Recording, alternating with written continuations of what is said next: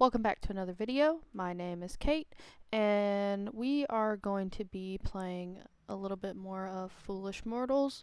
The last part was almost an hour long. I don't think this part is going to be as long, just because time-wise and recording sessions and stuff. So, welcome back. And let's just go ahead and get into the video. With some dialogue with Moray here, picking up where we left off. How are the ghosts trapped within Belmore Manor? The explosion is what sealed their fate. They exist now only as spirits, the form they should take in the spirit realm, and yet they remain here in the mortal realm. The ghosts are trapped in that house, unseen, unheard, and unable to interact with the world around them. This spell will change that. How is the bride able to attack me when she's supposedly unseen and unheard? Voodoo works best when attuned to emotion, and the strongest of those emotions can sometimes push beyond the known limits. She must have been very angry with you. If I summon the spirits of the house, won't I also summon the bride again? Very true, Murphy. Best be a little more persuasive this time. What was the explosion that caused everyone to disappear? It was a tearing in the very threshold between life and death, a chain reaction of spirit energy suddenly unleashed by the most violent of emotions. Just as the bride's anger allowed her to manifest in front of you this very evening, think of the rage that must have caused an entire household to explode and vanish. Who is the creature that you talked to? That is my Loa, the Loa of the mysteries, the invisibles, the messengers. Is it a ghost? No, they are the intermediaries between humans and the supernatural. There are two planes of existence, Murphy, the mortal realm and the spirit realm. Loa can move between them both. With my powers, I can command them when they do. How did you learn voodoo? I have always been adept with the mystic arts. Just as you dream of treasure, Murphy, I dream of power. I came to Devil's Rock many years ago, drawn by its voodoo energy, and no sooner than I arrived, the spirit realm began to reveal itself to me, pleading for me to be its master. Why is this island such a focus of voodoo energy? I suspect the answer to that question already lies in what you're seeking. What's this riverboat we're aboard? This is the Spirit Queen. It used to be a pleasure boat, ply on the rivers around the island, a den of drinking and gambling. That's how I came to own the boat. A lucky game of chance. But between you and me, Murphy, it's a lot easier to win when you have spirits to control the roll of the dice. It sounds like you cheated. Fate was always gonna bring this boat to me. I just hurried it along. Do you keep an alligator as a pet? That's right. My dear old Mephistopheles. Blind as a bat, but with the smell of a bloodhound. Good thing he's chained up safely in the boiler room. No, he isn't. He was out on the jetty when I was trying to get aboard. Where is he now? Swimming in the bayou. Oh dear, not again. I'm going to go and find the voodoo ingredients. Hurry back.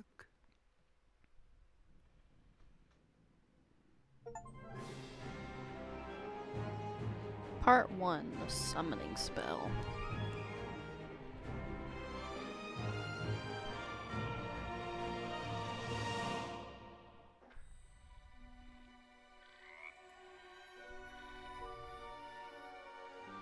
Okay,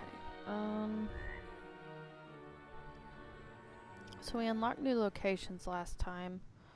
One is the church in the center of the island, so this one. This one is a fort or something, and then I don't remember what this one is, so let's just start from the top. Okay, a mill.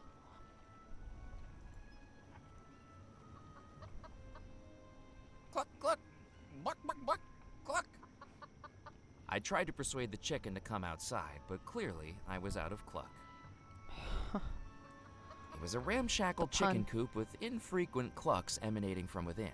Not the puns. The water wheel? I bet the door's locked. Despite its obvious age, the water wheel was still turning. I couldn't get near it, and that was probably a good thing if I didn't want to get dragged under by the current. The mill incorporated a wooden water wheel that turned in the current of the water channel, presumably driving some kind of gear inside. Oh, we can go in. The Door's inside not of the locked. lumber mill smelled like sawdust and grease. Judging from the overgrown weeds, it clearly hadn't been used in a long time, and yet the lights remained on. An auger? I picked up the auger from the tool shelf. The beam looked to be driven by the water wheel outside. From the multitude of wires fanning out from the top, it was presumably hooked up to a generator. The saw Lovely. blades were rusted, dull, and would surely have precipitated the need for a tetanus shot. On the wall hung old saw blades, undisturbed since the mill was last in operation.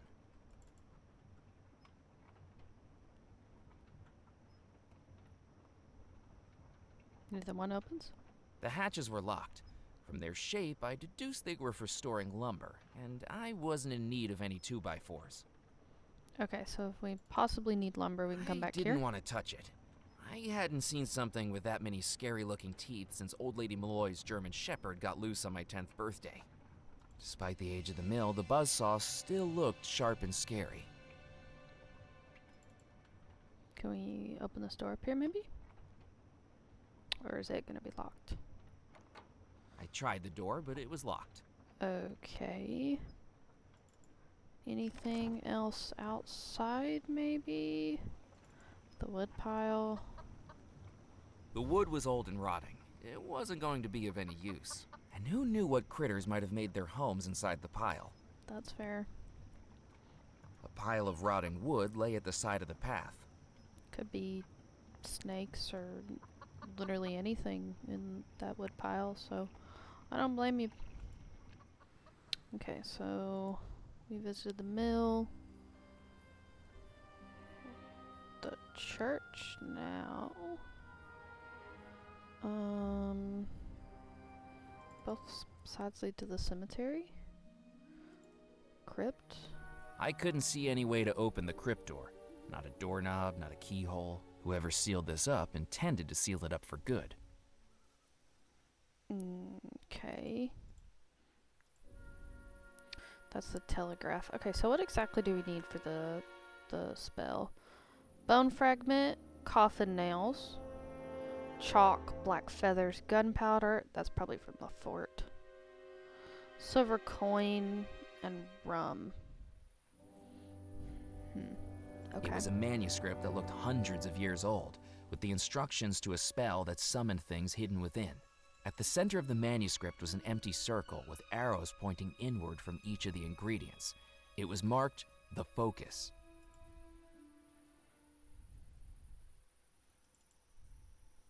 What about these graves? I scanned the headstones for anything of note, but didn't know what I was searching for. Are we gonna have to come back and find a specific grave later on, possibly?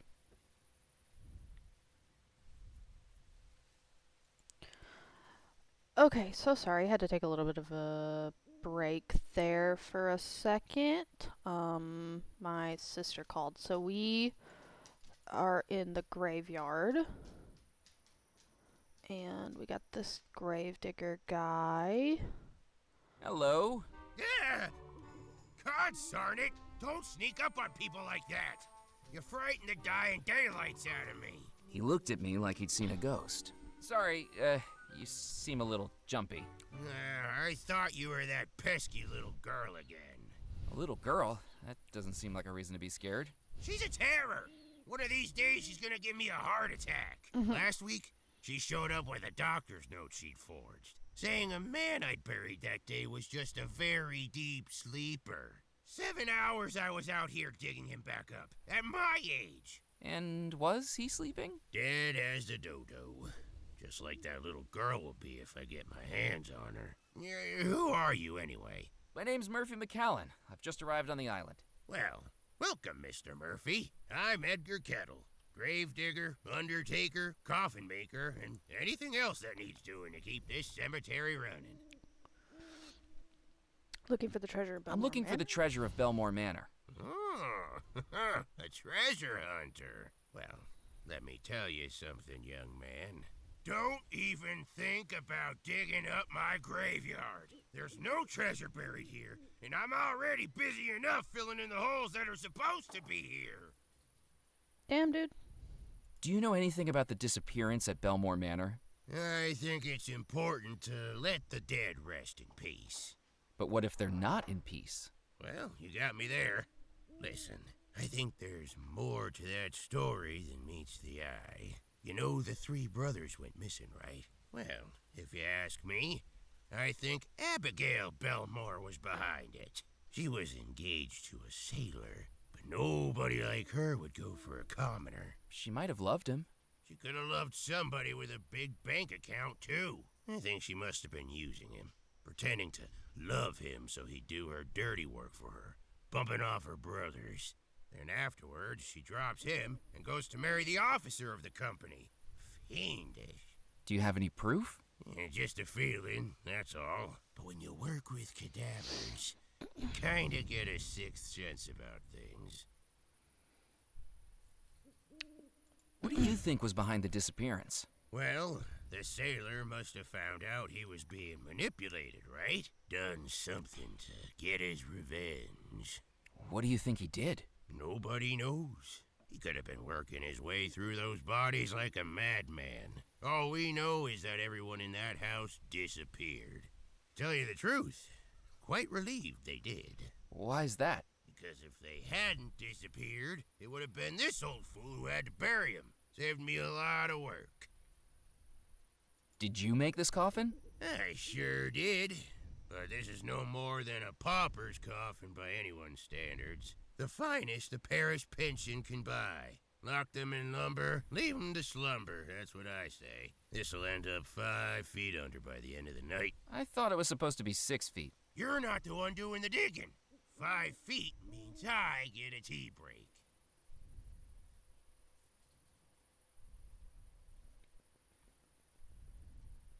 Have you got any spare coffin nails? No, I don't have any to spare. I've got a backlog of bodies begging for burial.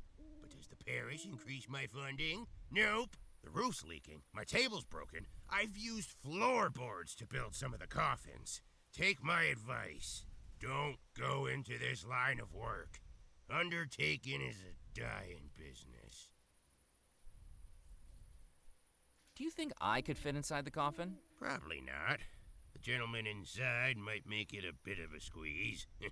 You mean there's a dead guy inside there? There better be. I can't afford to be burying empty coffins. Was the little girl named Mallory Wisp by any chance? That's her. The peril in a pinafore. She got the whole town thinking I was burying This people kid's a menace. prematurely. I walked past the school the other day, and they'd made up a jump rope chant about me. Oh, what was the chant the school children made up about you? Edgar, Edgar, crazy feller, just be careful, he don't get you. How many bodies did he strive to bury while they're still alive? 1, 2, 3, 4. I wasn't looking for audience participation. Sorry, I got carried away. Just like you with the burying. Have you ever accidentally buried someone who was still alive? We gotta know. Has someone been making accusations again? No, just making conversation. Well, not that I know of. When you think about it, how would I know? Shouts for help, desperate shaking of the coffin. Look, I haven't sealed anyone up who was chatting with me, let's put it that way. I usually check for signs of life, but everyone takes shortcuts sometimes, don't they? I deserve some rest in peace, too. Knock, knock. Who's there? Hopefully not the guy in the coffin. Not funny. I best be running along. That was a Don't little drop funny. dead. I don't want anything else on my to-do list. pick up his bellows. He's I got a didn't need to warm stove. my hands on the stove. It was already a humid night, and the fire was more useful at keeping bugs away from the shack than keeping anyone toasty. He's got a tin can. The tin was full of nothing but holes. A rusty tin can sat on the ground. Its label read, Bloom's Canned Beef, family-sized. Appetizing. Okay, we can pick up this jack.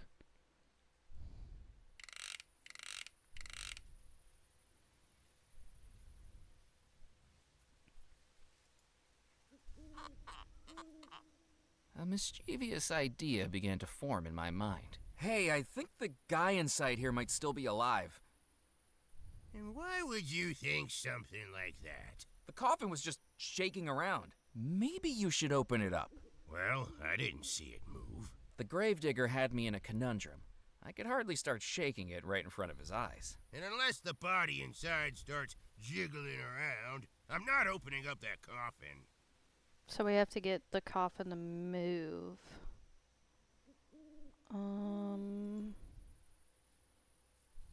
That wasn't going to work. That wasn't going to work. Okay. So we need something to make the coffin move. Hurry up with the barrels, Morris. We gotta get these unloaded before anyone sees us. Are you sure this is a good idea, Musket? I don't think we should be using a church as our hiding place. You're not being paid to think, Morris. You carry those barrels in here and let me worry about the theological implications. This place has been abandoned for decades. There's nobody around. Nobody living, maybe. What if there's ghosts, boss? Darn it, Morris. If brains was dynamite, you wouldn't have enough to blow your nose. Now get unloading. And keep an eye out for anyone snooping around. What if someone catches us? If anyone asks, we're the new clergy. We tell them these barrels are full of communion wine. I thought we was rum runners, not wine runners, boss. Communion rum den. Ah, gotcha. So Remember, there's- St. Juniper's Church is a place to get closer to God. And if anyone questions our alibi, we make sure that happens. The pair of rum runners looked like the human personifications of the dish and the spoon from Hey Diddle Diddle. The gangly spoon bossing around the rotund dish as it carried barrels effortlessly from the jalopy and into the church. As it turned out, nursery rhyme characters become a lot more intimidating once they have revolvers. The window looked into the church. If you could see through the decades of dust and grime, I'm assuming I don't want to go in wandering here. happily into the hideout of a pair of mobsters wasn't going to be a smart move. Yeah. And then barrels? The What can I do barrels with were these? far too heavy for me to lift, though that gorilla of a rum runner had been picking them up like they were cotton balls. A pile of barrels rested precariously in the jalopy. It didn't take a detective to realize that these contained illicit alcohol that would have been jumped on by the Prohibition Bureau So or a they're- frat house. Yeah, they're hiding bootleg rum in the church. Auger? Maybe? Yeah, we can use auger on the barrels. Using the auger, I drilled a small hole in the barrel, and out poured rum. But I don't have anything to put rum in, do I?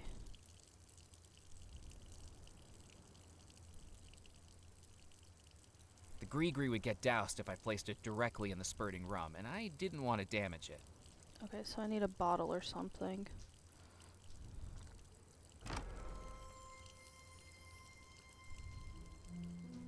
Musket, one of the barrels has sprung a leak. How many times are you gonna bother me? Put a cork in it, will ya? Oh yeah, that'll work. Alrighty, so we know we can get rum and coffin nails from the church. The mill, I'm not sure yet. The lighthouse light was off.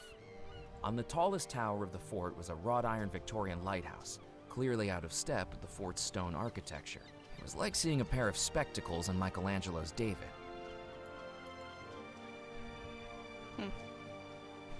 The plaque read, Fort de l'Humour, no public access. For further information, please contact the lighthouse keeper.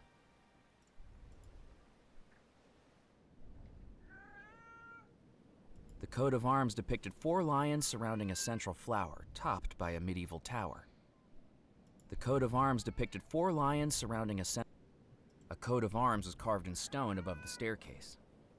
Cat. Here, kitty, kitty. Psst, psst, psst, psst, psst. It was no use. That cat was clearly more entranced by shiny things than the stranger outside the gate. Shiny things. The brooch was much too dirty to catch the cat's attention. Nope. That wasn't going to work. What about the horseshoe? The cat wasn't going to be interested in that. Or the coins? The cat wasn't going to be interested in that. Okay. So let's go to the town, I guess? Okay, so 2 new places are open in the town. Is this guy gonna tell us anything new? Good old Ned. The stories about Belmore Manor are true. I saw the ghost bride inside the house. Blast it, Murphy. Don't say I didn't warn you. This island has had its Oh, I fair thought he share wasn't of gonna believe macabre. us. The Whoops. best way to I hit deal the with desk, it I'm is to sorry. leave well enough alone.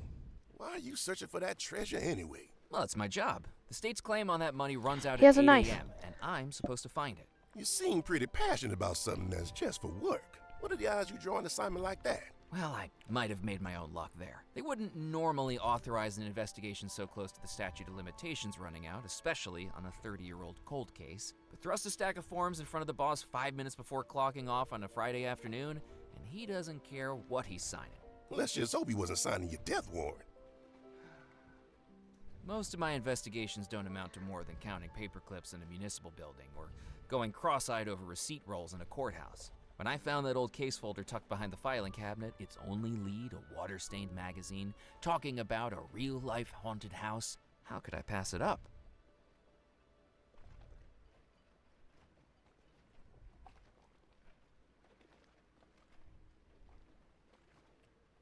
You didn't tell me the Spirit Queen was a riverboat. Oh, sure.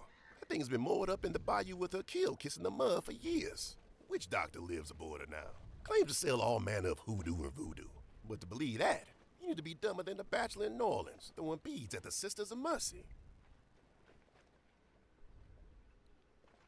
I spoke with Dr. Moray.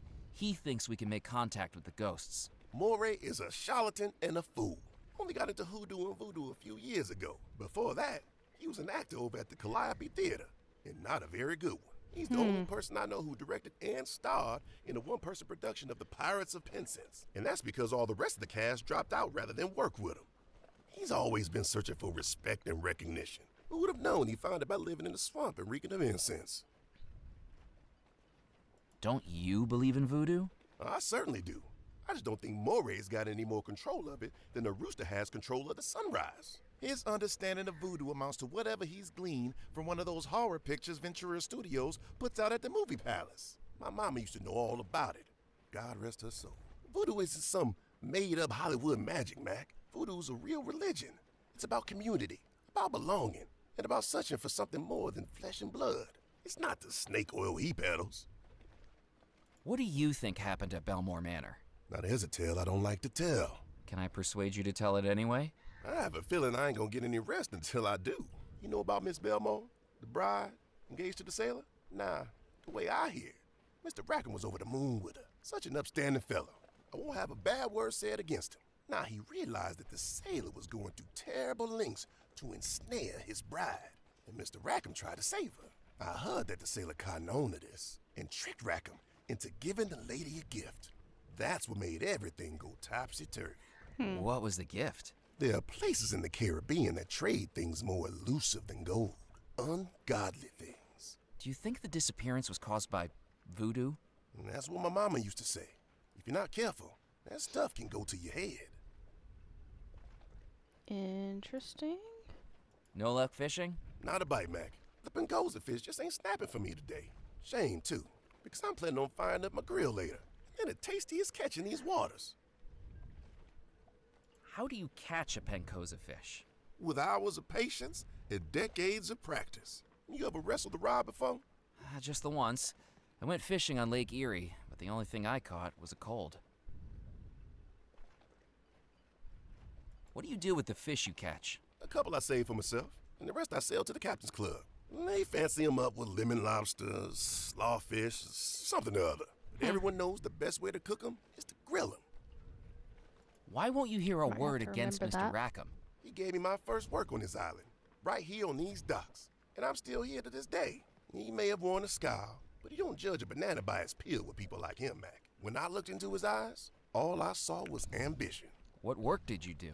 Loading and unloading the ships that came in. Of course, they just don't do that anymore. Dead Nettle's a forgotten town. Maybe that's for the best.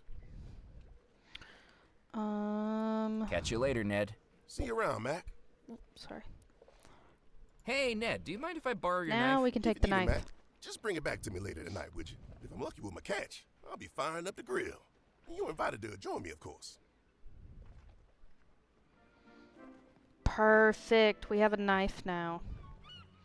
So we can probably cut the rope at the carriage house.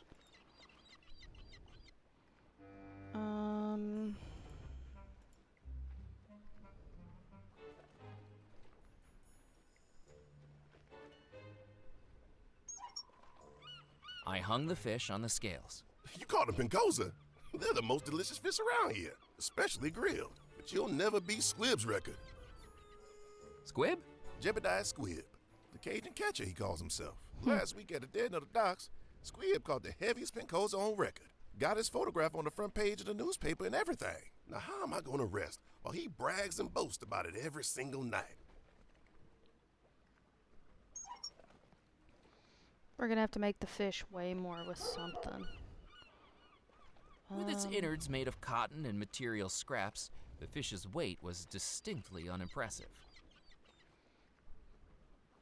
Okay. Can we maybe combine? With the ripped seam as an opening, I placed the horseshoe inside the taxidermy fish. Now it was heavy. Oh my god, that worked.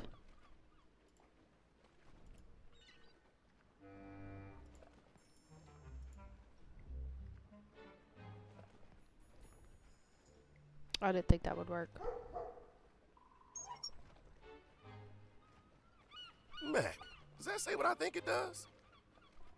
You've been holding back on me. That breaks Squibb's record. McAllen! How does it feel to have decimated the town record in your first few hours on the island? How did you hear about this so fast? This It's lady's my crazy. job to know about things fast. Now, I'm asking the questions here. Where'd you get the fish, McAllen? Well, it was a mighty battle on the southern coast. Its fins strong as a motor, its mouth as fierce as a tiger's. I paused dramatically to allow my fishing prowess to wash over them. What rod did you use? Wooden one? I mean, what make? You know, I didn't use a rod. You caught the fish without a rod? It was more one-on-one. Mono, fisho. You wrestled a fish? And I won.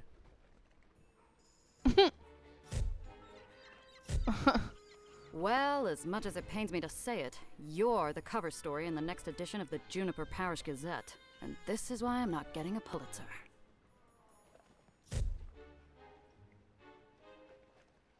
I've got to hand it to you, Mac. That fish is a whopper. I don't know how you got it, but as long as it keeps Squibb quiet at the porch party tomorrow, I ain't complaining.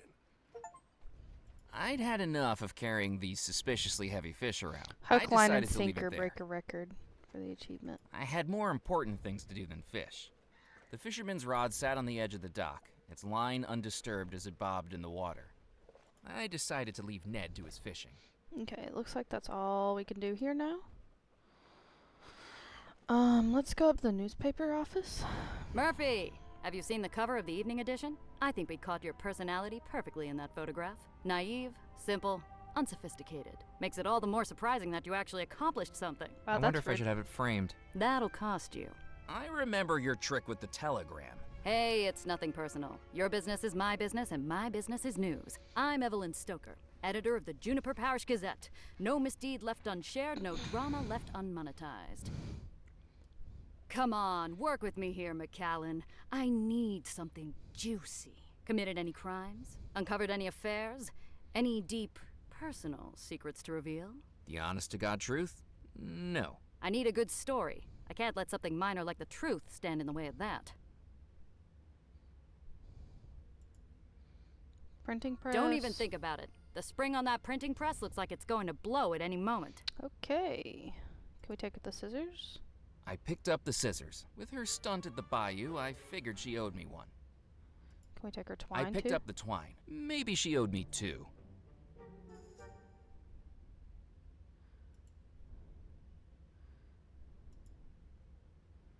I didn't want to get ink all over me trying to carry the canister around. Ink. A newspaper? Hey, those cost money, you know. But it has my photograph on it. The Do Not Serve board down at Spinelli's bar has my photograph on it, but that doesn't mean I can just pick it up and walk out with it, does it? I'd like to buy a newspaper. Finally, I get something out of you loitering in here. That'll be 1 cent, please. Was that the last time I I changed? picked up the newspaper. The fewer people that saw it, the better. Weather, fair, clear skies reported weekly. The Juniper Parish Gazette, printed on Devil's Rock, Louisiana, Saturday, October 7th, 1933. Okay, so we do have a year. Island newcomer breaks fishing record. Last week's record-breaking catch of the Pincosa fish by local fisherman Jebediah Squibb has been rapidly smashed by a newcomer to the island, State Auditor Murphy McCallan. Squibb had managed to catch the heaviest Pincosa fish since records began nearly 8 decades ago, but it proved no match to the vagrant newcomer. With a face dribbling with naivety, simplicity, and bewilderment, Murphy McLean, not our name, it's McCallan, struggled to find the words to communicate his unlikely accomplishment. Was it beginner's luck, foul play, whatever it was? We can be confident it wasn't fishing prowess, as Murphy McCarran, wrong again, looks the type more likely to be at the hook end of a rod than the handle. Murphy McCullough's presence on the island is sure to provide amusement for us all, and we wish him well in his investigation here. But how long will his record last? Information wanted. The headline There's the read, picture. Island newcomer breaks fishing record, with my photograph printed in black and white. She printed that quick, didn't she? The headline read, Okay, I'm just trying to click off.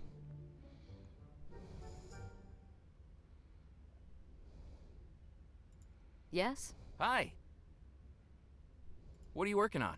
One of the most romantic articles this newspaper's ever seen. Francois Fogg, Dead Nettle's local pharmacist, is reuniting with his long-lost love after 14 years apart, thanks to this newspaper's personal ads column. What a lovely story. That's right. She mailed in a letter she wanted printed. Her former sweetheart saw it, and now they're on track to see each other again.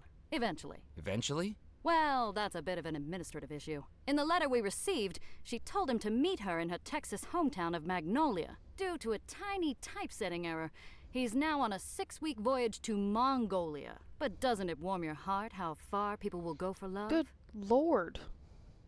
Don't you have more interesting stories to write about? The crackpots this island calls a population wouldn't know something interesting if they paid for it. Which they hardly do. Believe me, I've tried to get juicier stories. Scouring the island, doorstop interviews, hiding under windows. You eavesdrop on people through their windows? It's called investigative reporting. That's creepy, lady. I'm doing some research on the treasure of Belmore Manor. Have you found it? Well, no, not yet. I've just started looking. Then don't waste my time. Come back when you've got the goods. Did you know Comptroller Grimes? How could I forget him? The guy was a walking, talking migraine generator. Surely you shouldn't speak of the dead like that. Why not? I spoke plenty worse about him when he was alive. Anyway, I'm sure everything happens for a reason. And hopefully that reason is to increase my circulation numbers. Everything's connected, you know. Have you ever heard of the butterfly effect? I suspect it works for moths, too, because I can never get the damn things out of here. Some people say that if a man breaks wind in Alabama, it can cause a hurricane in Fiji. I think I shared a train car with that guy on my way here. You might not believe this, but I saw a ghost inside Belmore Manor. You know what? You're right, McCallan. I don't believe it. Really? You've been on this island how That's long? funny. And you're already starting to sound as loopy as a local. Have you ever written an article on the disappearance at Belmore Manor? What a waste of column inches. Leave it. That's my advice. There's no story in it. No story. Not one that anyone would believe. And I've got advertisers breathing down my neck. What do you think went on? Practically everyone on this island thinks there was some kind of sorcery involved. No one is looking at the reality. If I write up my research, no one on the island will believe me. If I ride their wackadoodle theories, I'll be laughed out of the industry. You can tell me what you've uncovered about Belmore Manor. Trust me, at this point, few things would surprise me. I heard the Belmore Trading Company was losing revenue, its profits eaten up by who knows what ventures those brothers had going on. I've seen the records. The company was privately owned, sure, but when you've got pressure building and the sharks are circling, you've got to shore up your defenses. I think that's why the Belmores persuaded Abigail to marry John Rackham. Marry someone she didn't love? But he didn't love her either. He was just after the company, so he hires the sailor to seduce her, convince her there's more to life than Devil's Rock. And as soon as she marries Rackham, they split, never to see each other again. He inherits the lot, and she disappears with her lover boy sailor to who knows where. But why do you think all the guests disappeared? They bumped them off to cover their tracks. Either one of them could have been sunning it up in Sarasota ever since. But imagine me writing that into a piece of serious journalism.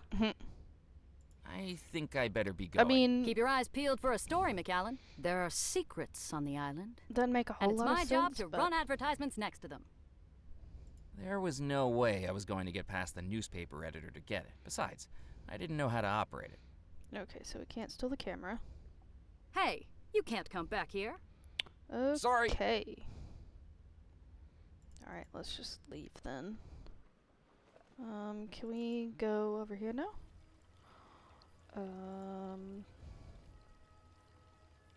There was nothing in the fountain except a rim of moss and dirt that made it look like a stained toilet.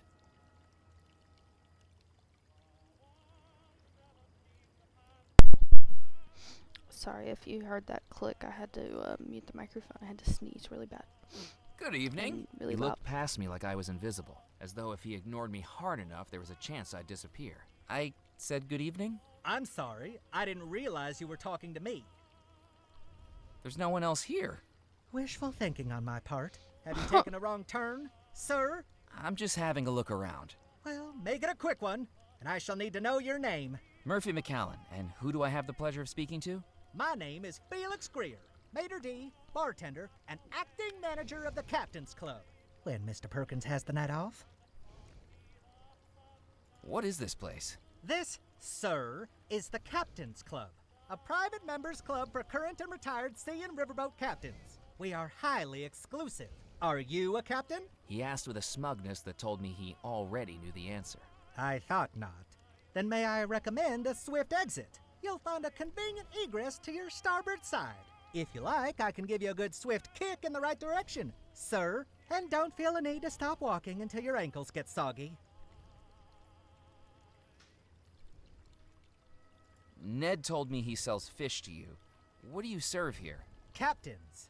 Right, yes, I mean by way of food. The Captain's Club serves a dazzling array of sea-sourced dishes, from our house special jambalaya to my personal favorite, Devil's Rock Pancoza, pan-seared with lobster slaw and citrus crawfish beer blanc. In all honesty, it's not very popular. Most of the clientele are absolutely sick of seafood by the time they get ashore. Just the sight of it makes them queasy.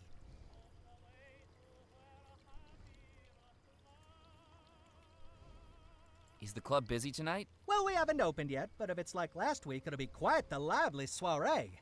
I could barely keep up. The members here like to have a good time? That's right, sir. Both of them. This Both? town sure isn't what it used to be.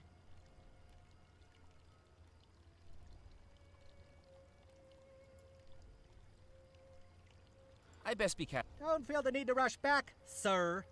Okay, so we need to be a captain to get in You here. can't go up.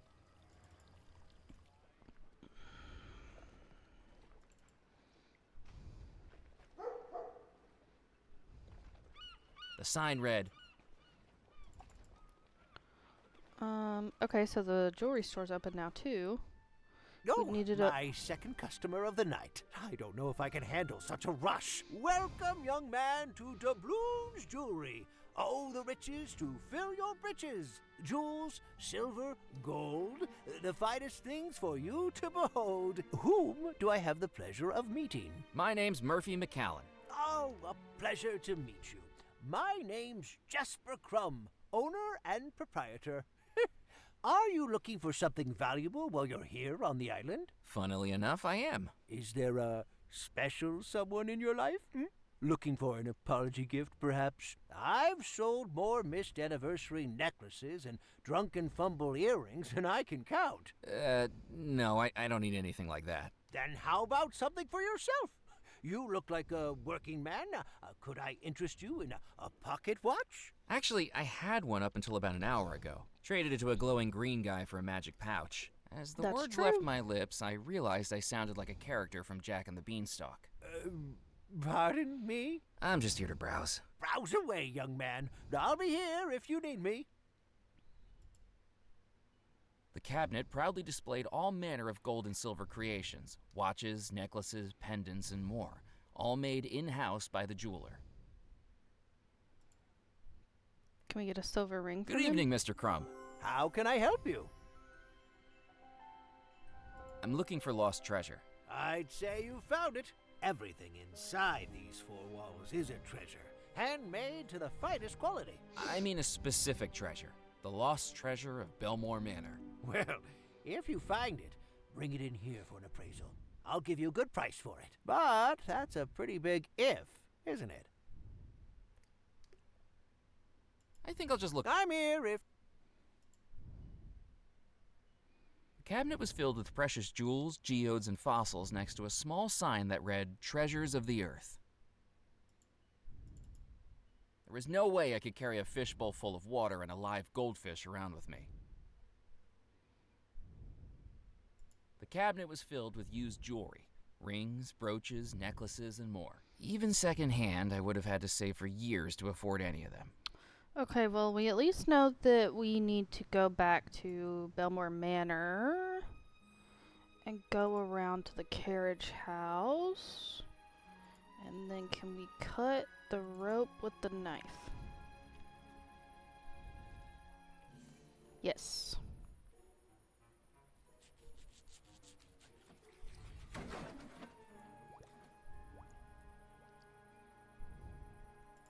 Molasses. I wasn't going to touch the molasses with my bare hands. With the items I was borrowing across the island, some may have said I had sticky fingers, but this would have made it a little bit too literal. Can I soak the Nope. newspaper in molasses? Maybe you soak it in rum? Alright.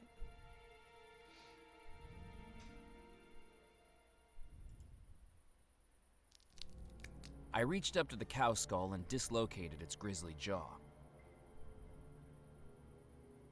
There was nothing else I could take from the animal skull.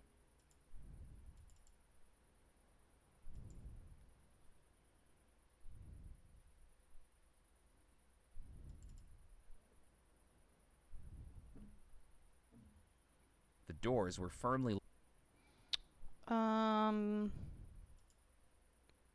I placed the jawbone into the gree-gree. Okay, so that's one. It was a small leather pouch. I'd marked off the ingredients I'd found.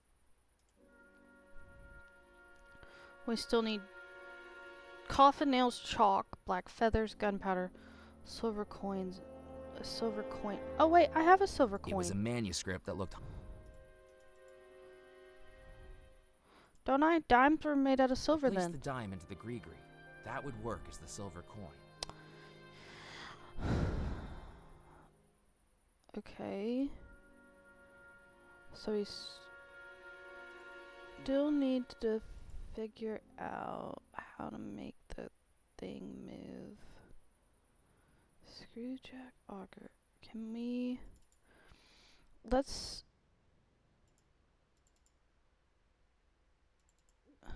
Can we try and go in through the front doors again, or is it not going to let us in? It's probably not going to let us in. I went to open the door into Belmore Manor, but the key was gone. I was sure I'd left it in the lock.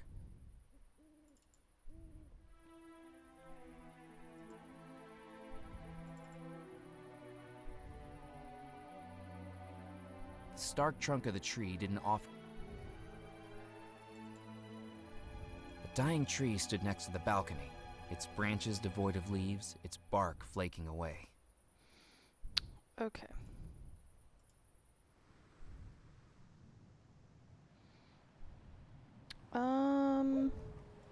Let's try...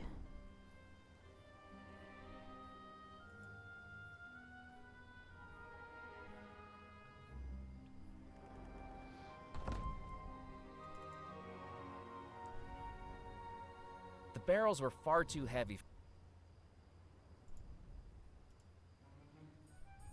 Can we soak the newspaper in rum?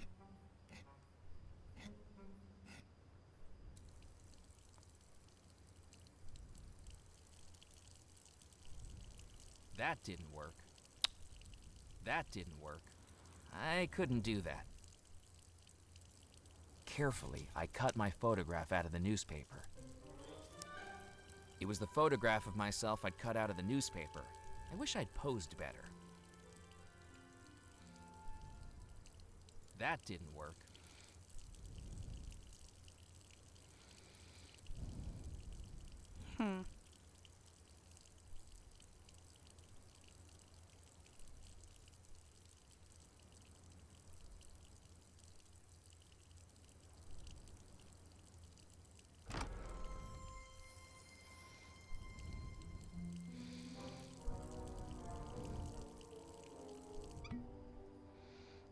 Okay.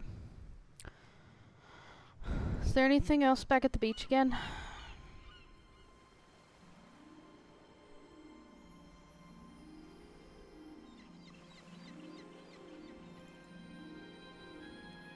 I peered into the tide pools. The beach was dotted by tide pools, partly filled with seawater. Oh my god. As I picked up the bottle, I anticipated what could be inside. A brine-stained treasure map, perhaps, or a scribbled plea from a castaway desperately awaiting rescue. Looking inside, I found it was empty. The only writing on it was the embossed glass letters of the Orangello Soda Company. I know how we get rum now. If this isn't, I don't know anymore. I have a sneaking suspicion, though, that we get rum by putting the bottle, using the bottle.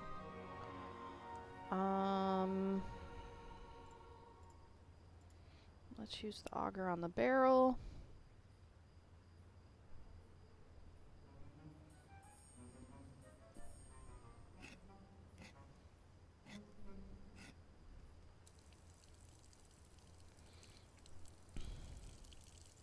And the bottle in the rum.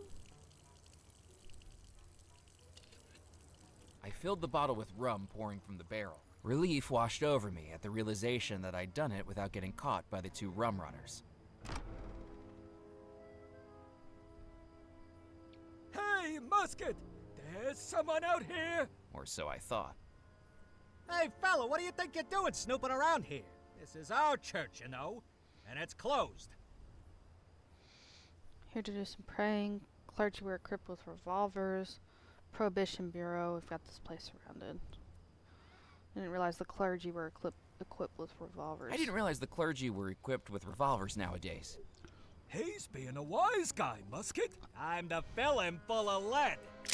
Oh shit. But boss, it's bad luck to bump someone off in a churchyard. Now, where'd you hear a nonsensical thing like that? I thought churches was hallowed ground, where sin and immorality would face supernatural punishment in this world or the next. Where do you get this stuff from? I told you, I do the thinking in this partnership.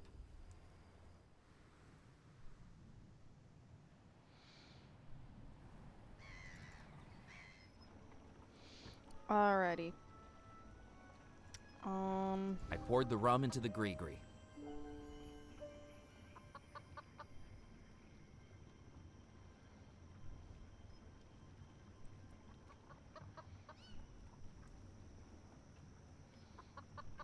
Oh, we still have the bottle. Okay.